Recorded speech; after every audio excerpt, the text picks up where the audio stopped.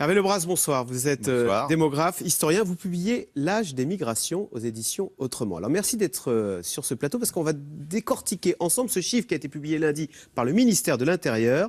En 2016, la France a délivré 227 000 titres de séjour à des étrangers non européens. C'est un chiffre en hausse de 4,6%. Donc concrètement, Hervé Lebras, ça veut dire qu'il y a eu 227 000 immigrés supplémentaires l'an dernier qui sont entrés en France l'an dernier, qui venaient d'où d'ailleurs ? Bon, une grande partie d'entre eux vient maintenant d'Afrique, et surtout d'Afrique du Nord, du Maghreb.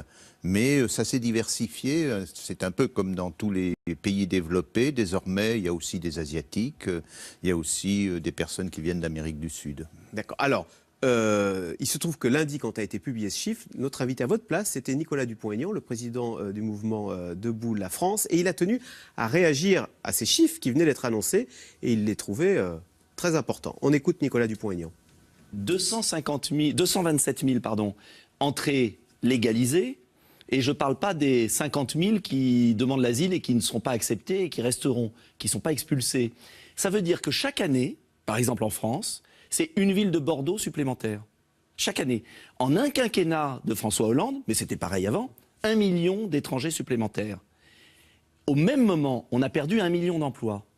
Une ville de Bordeaux supplémentaire chaque année. Dans une tribune, Nicolas Dupont-Aignan a même repris l'idée du grand remplacement. C'est quoi d'ailleurs exactement cette idée du grand remplacement ? L'idée du grand remplacement, c'est que c'est des personnes qui ne seraient pas, on peut même dire de race européenne, qui viendraient prendre la place des personnes de race européenne. Si on était aux États-Unis, on dirait que c'est des non-blancs qui prennent la place des blancs. Aux États-Unis, on compte les gens par race. Hein. Par race, voilà, exactement.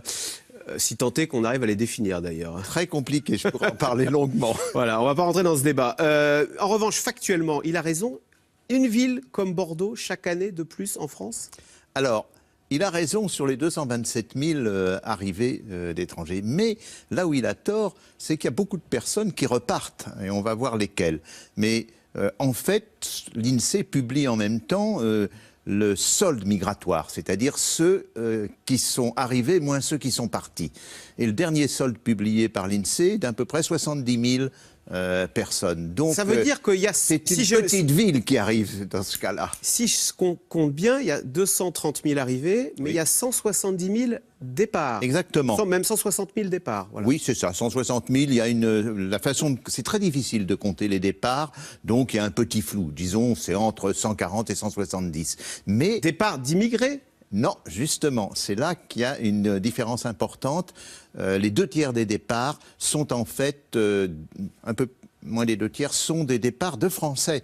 Autrement dit, pour regarder quel est l'apport en termes d'habitants à la France, il n'y a pas simplement à regarder les étrangers, il faut aussi regarder le mouvement des Français. Or, il se trouve que depuis maintenant presque une dizaine d'années, il y a beaucoup plus de départs de Français que d'arrivées de Français. Disons que l'année dernière, on a à peu près perdu 90 000 Français. Autrement dit, il y a 90 000 Français de plus qui sont sortis par rapport à ceux qui sont rentrés. Pardonnez-moi, mais est-ce que c'est pas inquiétant de se dire, au fond, la France accueille beaucoup d'immigrés non formés et les Français qui sont allés à l'école, eux, quand ils ont 20 ans, ils s'en vont et ils vont apporter toutes leurs connaissances, je sais pas moi, aux États-Unis, au Canada, etc. Alors il y a une part de juste et une part de faux, si on peut dire. C'est-à-dire que ceux qui arrivent actuellement maintenant, les 227 000, ouais, on connaît leur niveau d'éducation. Le niveau d'éducation, c'est 65% ont le bac ou un diplôme universitaire. 65%. Exactement. 65%. Par exemple, dans la jungle de Calais, les 9000 qui étaient là, c'était des gens en fait dont les 2 tiers avaient le bac. Alors, on ne peut pas savoir exactement, mais vraisemblablement, puisqu'on a une enquête plus ancienne à Sangatte, déjà il y a une dizaine d'années, faite par un professeur de sociologie de Strasbourg, Smaïn Lacher. Il avait déjà compté 60% de personnes qui avaient le bac ou un diplôme à Sangatte. Donc vraisemblablement, c'est la même chose dans la jungle de Calais, mais c'est surtout pour les entrées régulières. Là, on en est absolument sûr.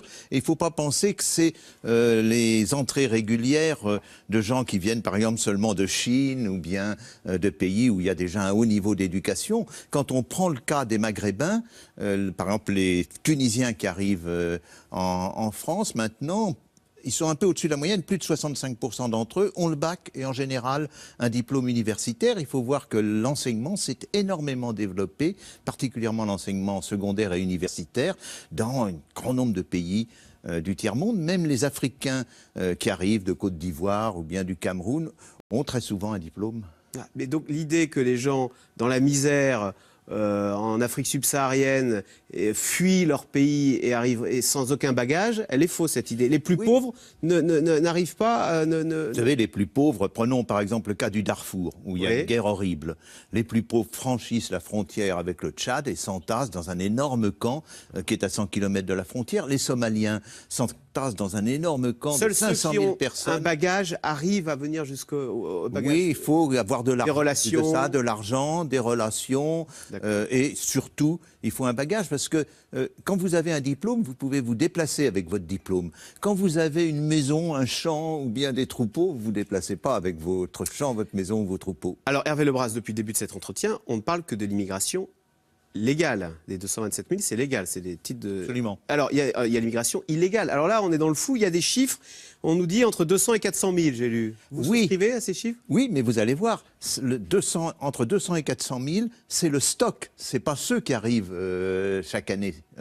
Autrement dit, actuellement, il y a sans doute... il y a en France entre 200 et 400 000 immigrés illégaux. Voilà, et ce chiffre-là, même il se trouve qu'une fois j'en parlais avec un député qui est très à droite, qui est M. Mariani, il avait le même chiffre. Donc il n'y a pas de grande hésitation sur ce chiffre parce qu'il correspond aux chiffres qu'on a notamment avec l'aide médicale aux étrangers, l'AME, aux chiffres aussi qu'on a avec les régularisations. Donc il y a une assez grande cohérence. Bon, 200 à 400 000, c'est pas très précis, mais c'est pas beaucoup plus même. Ce que vous voulez dire, et c'est attention, c'est qu'il n'y a pas du tout une invasion comme semble l'imaginer certains. Non, et en plus de cela, c'est très stable depuis 2008. Alors pourquoi est-ce qu'il y a ce sentiment, mais qu'on retrouve également en Grande-Bretagne, aux États-Unis, et même ce sondage Ipsos, 57% des Français trouvent qu'il y a trop d'immigrés en France?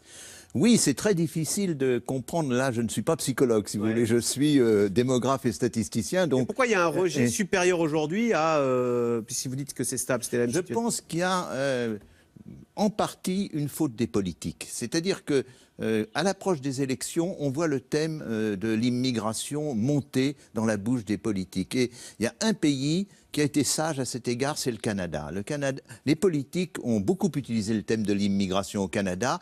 Et puis un jour, ça s'est retourné contre eux, puisque les immigrés au Canada se sont mis à voter pour un parti donné. Et donc, ils se sont mis d'accord pour ne pas aborder de front ce problème durant les campagnes électorales. En tous les cas, à tort ou à raison, on a des pays qui prennent des mesures contre l'immigration. Theresa May dit qu'elle veut rétablir le contrôle aux frontières.